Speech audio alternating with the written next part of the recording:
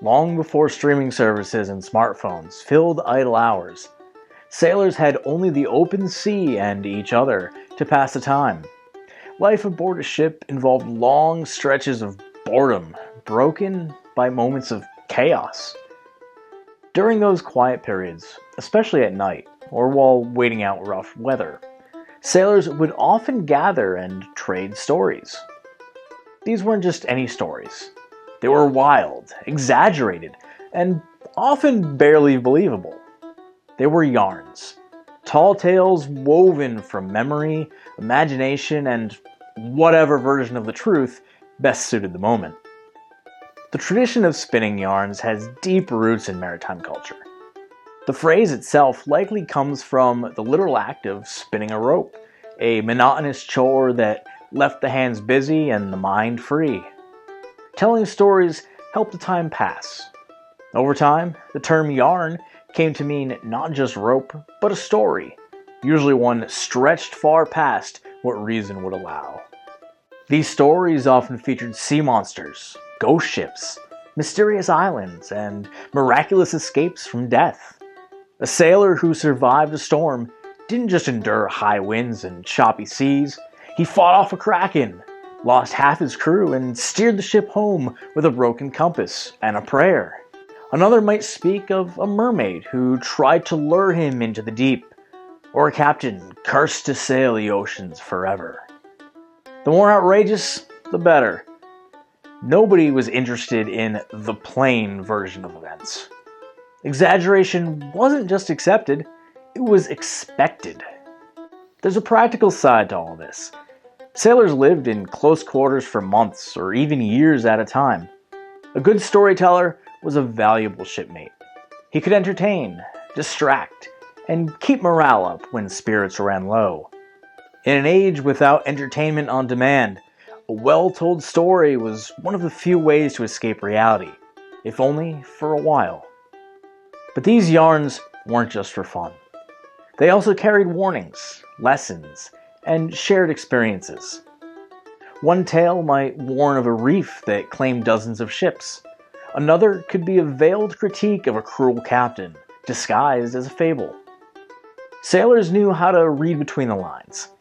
Even the most far-fetched story often had a core of truth. It was a way to pass down knowledge and experience without sounding like a lecture. The tall tale format allowed sailors to speak freely in a world where rank and order ruled.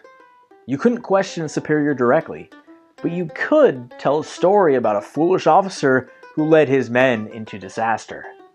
Everyone would nod, laugh, and get the point.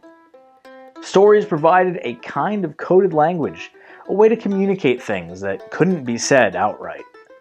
These yarns also helped build identity. Sailors came from different countries, backgrounds, and languages, but once aboard, they became part of a crew. Shared stories helped knit them together. They created a common world filled with characters and places everyone knew, whether or not they really existed. This shared storytelling helped bridge gaps and build trust, especially among people who had to rely on each other to survive. The best yarn spinners were often remembered long after they left the sea.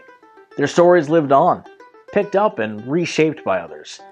A storm one man barely survived might become a full-blown epic in the mouth of another. With each retelling, the story grew. Accuracy mattered less than impact. If people listened, laughed, or held their breath, the story had done its job. Some of these tales made it to dry land, influencing popular culture. From Moby Dick to Pirates of the Caribbean, echoes of sailor stories are everywhere. The image of the weathered old salt telling unbelievable tales at a seaside tavern is a fixture in literature and film. Even modern cruise ships, hardly the rough and tumble world of old sailing vessels, occasionally nod to this past with theme nights or costume storytellers. But the tradition itself hasn't disappeared. In fishing villages, navy ships, and maritime communities, the art of spinning a good yarn is still alive. It has shifted with the times, now shared over beers, in blog posts, or through podcasts. But the spirit remains. The sea still attracts those who appreciate a good story, whether they're telling it or listening in. At its heart, spinning yarns was never just about passing time. It was about shaping experience into something memorable. The ocean is vast, unpredictable, and often cruel. Turning its chaos into story gave sailors a sense of control. It made their lives part of something bigger, something worth repeating. In a world where ships could vanish without a trace, a story was a kind of survival. A way to make sure you weren't forgotten. So the next time you hear a wild tale from someone who's been to sea, don't worry too much about whether it's true. That's not the point. Just listen. You're hearing part of a tradition that's been carried across oceans and centuries, one yarn at a time.